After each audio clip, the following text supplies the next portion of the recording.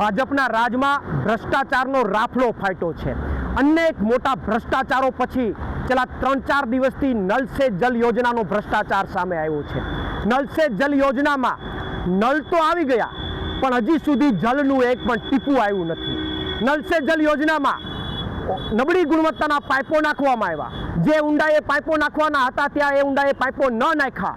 અમુક જિલ્લાઓમાં તો 20% પણ કામ ન થયું અને તમામ પૈસા એ કોન્ટ્રાક્ટરો અને ભાજપના નેતાઓએ પોતાના ખીચામાં ભરી લીધા। આ મોટા ભાગની ગ્રાન્ટ પોતાના ખીચામાં ભરી લીધા પછી ભાજપના કેન્દ્રીય જળમંત્રીને જ્ઞાન આવ્યું કે ઓહો ખોટું થઈ રહ્યું છે, અને એ જ્ઞાન આવતાની સાથે એમણે જાહેરાત કરી કે ભાઈ નલ સે જલ યોજનામાં કંઈક ખોટું થઈ રહ્યું છે, ત્યારે એમની ગ્રાન્ટ અટકાવવામાં આવે છે। કેમ? અત્યાર સુધી તમને ખબર નહોતી? તમે પણ ગુજરાતમાં હતા CR પાટીલ સાહેબ, તમને ખબર નહોતી કે નલ સે જલ યોજનામાં ખોટું થાય છે? તમામ ગ્રાન્ટો જતી રહી, તમામ ગ્રાન્ટો ખવાઈ ગઈ, કોન્ટ્રાક્ટરોને ભાજપના નેતાઓએ ખાઈ લીધી, આખો હાથી જતો રહ્યો અને હવે પૂછડું પકડવા જોડ્યા છો? આ તો એ વાત થઈ, આખી ગ્રાન્ટો ખાઈ લીધી અને હવે તમે CR પાટીલ એવી જાહેરાત કરો છો કે ગ્રાન્ટ અટકાવી દેવામાં આવશે। આ તો તમે ગ્રાન્ટો ખાઈ લીધી, તમારા પેટો ભરી લીધા, કોન્ટ્રાક્ટરોએ ભાજપના નેતાઓએ પોતાના ખીચા ભરી લીધા, પછી જનતામાં જે આક્રોશ આવ્યો એ આક્રોશને ઠારવા માટે તમે એવી જાહેરાત કરી કે હવે પછીની ગ્રાન્ટ રોકવામાં આવશે। તો અત્યાર સુધીની મસમોટી ગ્રાન્ટ જતી રહે એનું શું?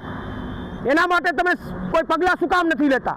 ત્યારે મારી CR પાટીલને ચેલેન્જ છે કે માત્ર સુફિયાની વાતો નહીં, માત્ર લોકોને સારું લગાડવાની વાતો નહીં, તમારી નીતિમત્તા અને તમારું વિઝન હોય તો નલ સે જલ યોજનામાં અત્યાર સુધી જેટલું ખોટું થયું છે, જેટલો ભ્રષ્ટાચાર થયો છે, એમાં ઈડી અને CBIની તપાસ બેસાડો અને જેટલા પણ એમાં ગુનેગાર છે એ કોન્ટ્રાક્ટર અને કોઈ પણ પક્ષનો નેતા હોય એ તમામને જેલ હવાલે કરો, તો અમને લાગશે કે તમે હકીકતમાં જનતા માટે કંઈક કરવા નીકળ્યા છો।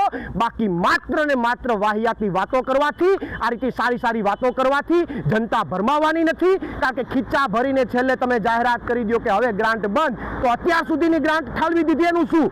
અત્યાર સુધી તમને ખબર જ નહોતી?